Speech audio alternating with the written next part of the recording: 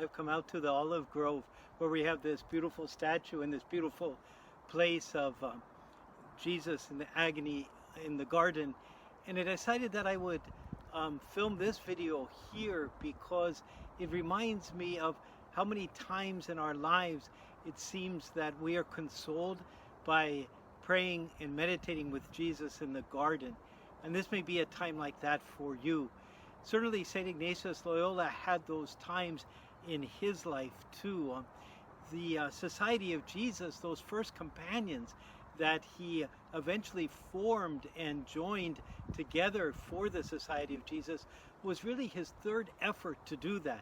And at each step of the way, he was blocked by ecclesiastical authorities who viewed his life and his message as being somewhat irregular. And when he finally went to Paris to study, he decided he would try to not get involved in talking so much about the faith, but he was incapable of that. And he got into trouble because of that.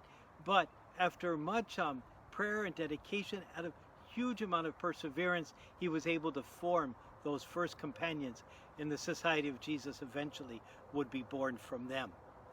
But he had his agonies, he had his the need that he had to turn to the Lord for perseverance and to ask, what is it that you wish me to do, Lord? And I'll try to accomplish that.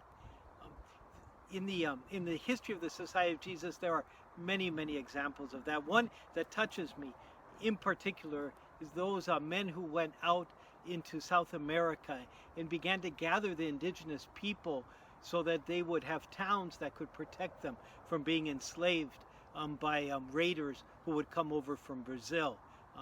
And in some moments, the towns would just be starting, and the raiders would come and take advantage of the indigenous people being there. They would haul them all off to be traded for slaves.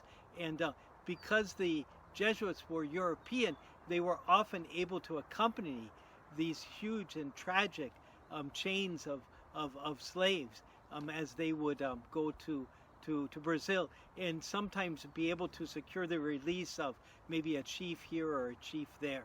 And I wondered how they could ever go back into the forest and start over again, knowing that that was possible.